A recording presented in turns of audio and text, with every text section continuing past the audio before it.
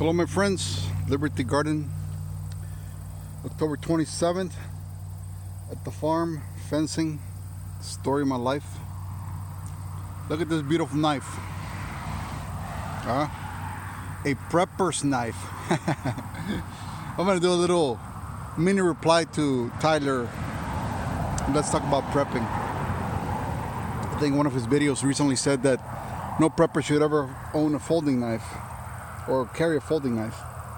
Well, I take a little objection to that, and here are my points for it. But first, today I'm fencing. There's a brace right there. Past that brace, this is where I'm gonna have the cattle.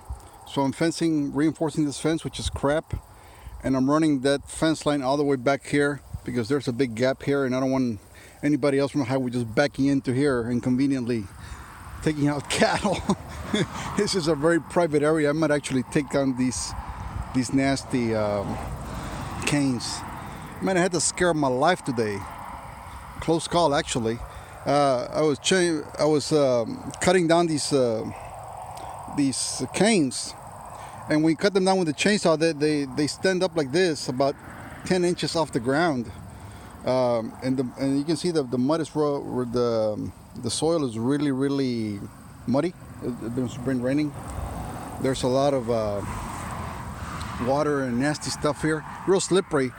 And we were done cutting these canes, which were all along the fence line.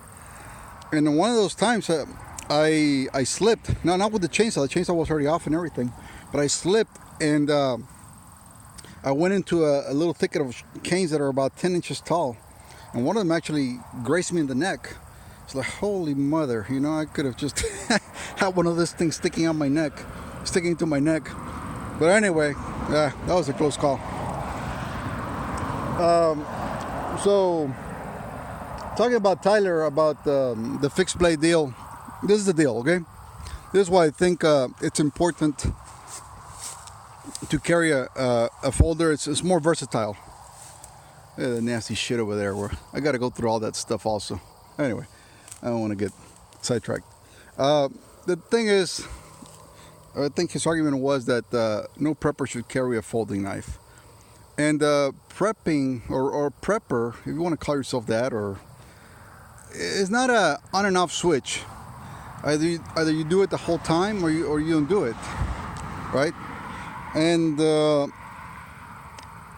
not all locations lend themselves to carry a big fixed blade on your side. Now, some of you may not have office jobs. Some of you may work in a farm. Some of you may do other things for a living.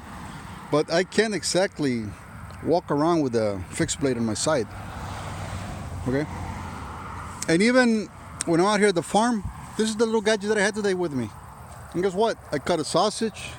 I cut my lunch with it. I ate it. It worked just fine. I like this little thing because it allows me to open cans when I'm out here, warm up a soup or something. Now you can do it with a fixed blade, but it's more dangerous. You don't want to slice a finger when you're trying to open a can with a fixed blade. One of the most important things that I have in this little Swiss Army knife is this little pair of tweezers right there. See? That little pair of tweezers. Oh, believe me, when I get splinters and shit under my nails, it is worth its weight in gold. And the little blade is sharp, and that's all I need it for. Now, it's got a toothpick also, which comes in handy. But so let's say you say, well, prepper, I need to do batoning and splinter wood and do all these kinds of things that I see people on YouTube do with their flex blades. I quite frankly think they're asinine, and let me tell you why. Why would you go batoning for wood when everywhere in the fall there are dry leaves, dry twigs, dry everything to turn a fire on, to light up a fire? That's number one, okay? Why would you go, why would you be creating kindle with a fixed blade when you can use twigs and dry leaves to start a fire? Number two, why would you go batoning with a fixed blade when everywhere in the woods there's wood like this that's dry, ready to be turned into fire. Did I need to baton, or did I need to do anything with a fixed blade? No, just cut a few of those, put it on top of some dry grass, and get your fire started. I don't see a point to it. What is the point really of batoning? What is the point of kind of scraping a trunk for a little kindle and stuff like that when you got a bunch of dead leaves and dead grass that are dry? Usually they're dry in the fall. What else? What else do preppers do with fixed blades? I don't know. I mean, I guess it is a stronger blade. I'll give you that. But I guess if I was to go out camping, yeah, I definitely would take a fixed blade with me. If I lived in the frontier, I definitely would be carrying a fixed blade. But I'm a prepper in the city. Okay, that means that I got something with me at the office. And like today, I forgot my Mora knife. I cleaned my truck last weekend. And the Mora knife, I took it out of the truck, so I left it at home. But that one's always with me. The little red knife is always with me. And I got other bigger knives, but that one is just there, always with me. It doesn't bother me. This is not heavy or nothing, and it is sharp, and it cuts, and it gets the job done. Now, I'm out here at the farm today, right? You say, oh, you need a Rambo knife because you're out of the farm. No, because at any point, there's a steel chainsaw right there. That'll cut more wood than you can imagine. I have a hatchet in that little bucket over there, in that little cart. Got a machete a while ago. I already put it in the truck. It's already in my truck. I'm already picking up my tools.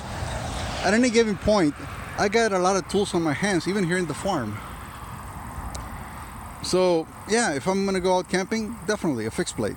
If I'm going to spend the next 6 months in the Canada wilderness, definitely a fixed blade. But for everyday prepping, at least for me, I don't know some of you guys out there, but at least for me, this little red knife, little Swiss Army red knife that cost me like $9 at Academy or something like that, works perfect.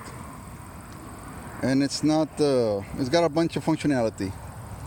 You make holes on your belt, you know, a lot of things. So that's my point about why the case for a folder versus a fixed blade.